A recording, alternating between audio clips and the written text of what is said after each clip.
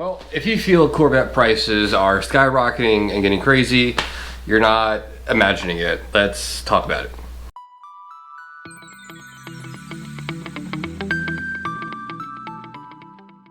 Alright, so Happy New Year, all that jazz. Hope you all had a fun, safe holiday, enjoying the coming in of 2021. And welcome back to the channel. Now, if you watch my channel, you might have seen way back when, I think early summer, I did a video on the current market of the C5 Corvette, and it was pretty exclusively just the C5 and how the prices had gone up quite a bit since February timeframe. Today I wanted to expand on that and shed some light on the entire Corvette market, kind of see what's going on and where the prices are right now. Yeah, just try to fill you guys in on what's going on with this crazy used car market.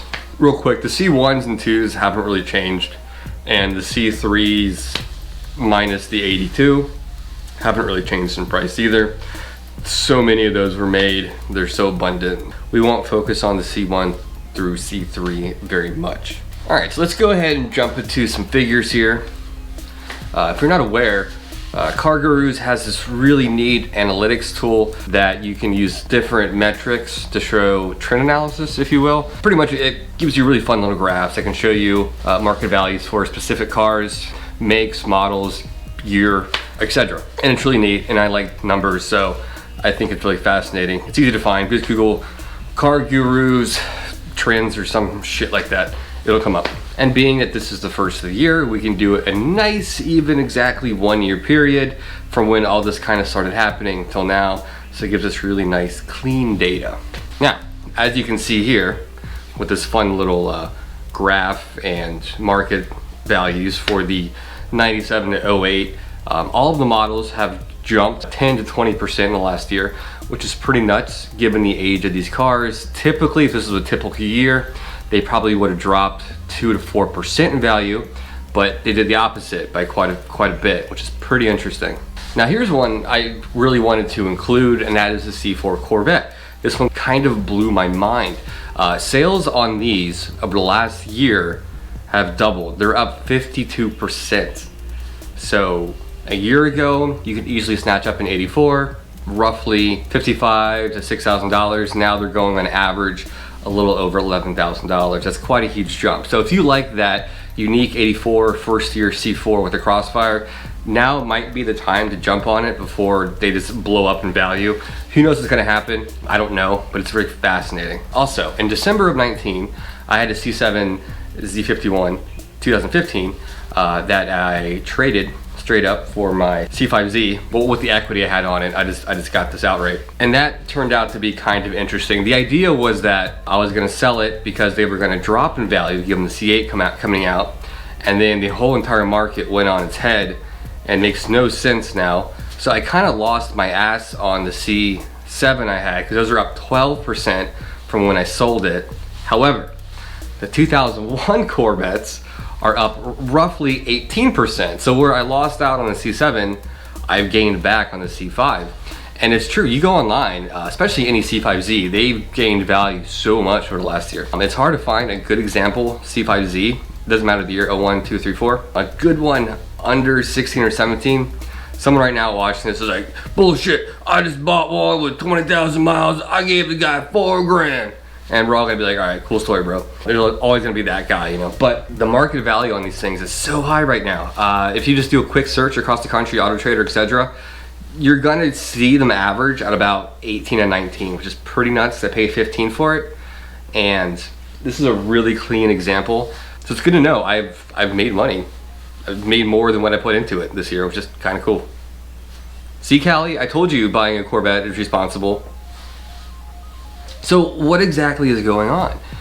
Why are all these prices skyrocketing? There's lots of theories online, and whoever's watching this is gonna have their own theory. Well, obviously it's because XYZ, and it might be. But I did a little research, and we'll talk about it a little bit to kind of see what's going on. Now, it's no surprise that COVID-19 has totally changed the dynamic of car buying this year. It actually increased sales at the beginning of the year on both used and new. A lot of people that never used private transportation now wanted a car. So that increased demand on the new market At the same time, a strain was put on the new market by supply chain. You can't build a car unless all of your suppliers are supplying the parts you need. A lot of companies across the globe were shut down for months at the beginning of the year. Some are just now getting back on their feet. So the new car market, I read somewhere, I don't have the exact article, I'm sorry, but I read that they're down like 33% on sales this year, which is pretty nuts.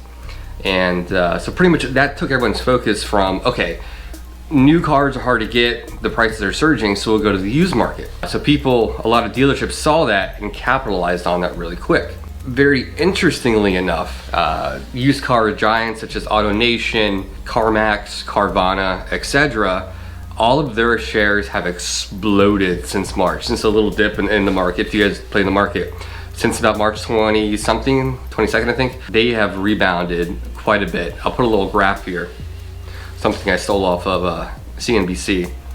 So it's very crazy what's going on in the used market. So is this price boom not exclusively Corvettes? Well, sort of. Now let's ping on the C8. Yeah, the C8. Now, in case you're not aware, they're being sold still at close to double MSRP, especially on the private market.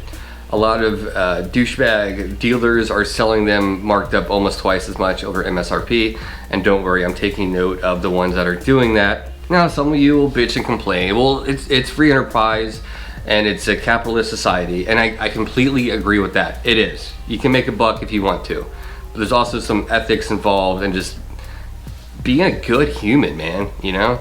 But unfortunately, a lot of people's impatience turns into stupidity, and that's happening a lot, keeping the C8 prices way up. And people forget what a Corvette is supposed to be. This is a regular guy's, sports car, a blue collar worker.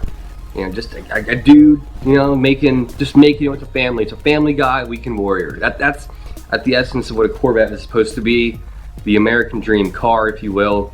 But now they're all bloated to, Lotus, Porsche, McLaren 570 prices, and it's asinine. It's stupid. Like, what are we doing? All right, I'm getting on a tangent. This isn't relevant, but I just wanted to vent for a second. Oh, and quick plug. And no, I'm not affiliated with Rick Corvette Conti, but he's a Corvette guy on YouTube, and works at a dealer out of Ohio. I don't remember the name, but just look up Rick Corvette Conti on YouTube or Google, and he's since the beginning he's been selling C8s at value, at MSRP, as long as you don't mind waiting. He's a good resource for all kinds of Corvette stuff, so check him out if you want a good, honest deal on a C8. Okay, end plug. So with the C8 shortage, they still made 30,000 of the damn things this year, the 2020s alone, and they've already pumped out a few thousand 2021s. And that's created this weird illusion that there's this crazy Corvette shortage out there, and they won't make any more, And really, it has exacerbated the Corvette market. It just kind of trickled down all the way. It's very unique what's going on. And people forget that literally millions of Corvettes have been made. There's no shortage. People take care of these cars. These aren't like Toyota Camrys, They don't just like, oh, it's got a broken something, take it to the junkyard. Now, people hold on to these, you know what I mean? There's a lot of them out there. And people are psyching themselves up. I don't know if it's a pandemic, that they need to get a hold of a front engine Corvette before they're all gone or something, and they're paying a premium for it, and it's driving the market way up. And it's fascinating, man. It's a really, really unique psychological experiment, if you will, on the market. Now, if you already own a Corvette, especially if you own one outright, you win. The value is way up. No matter what you have, the value of the Corvette is up right now. If you don't own a Corvette right now, you're trying to get into the Corvette game, you're going to buy a premium. And it's hard to say if you're going to lose your ass in 6 months when the market adjusts. I don't know. I can't tell you that. But I do know if you're just now looking at Corvette prices, it might be a little scary because they're all kind of inflated. And again, you might pay $19K for C5Z, and then in 8 months, the market adjusts kind of back to where it was, and then your value's 14. You lost your ass, But if you love the car, fuck it, just do it. Do what makes you happy. But yeah, no one really knows how high this bubble is going to get. I'm curious myself. It's kind of fascinating. So every day the value of this thing goes up a little bit, and it's kind of nuts. It's kind of made me put the brakes on the C8 purchase, and once they are available at MSRP, I will scoop one up, but it's getting asinine. But I don't know. Well, I just wanted to touch on this weird Corvette market that's going on right now. It's very fascinating.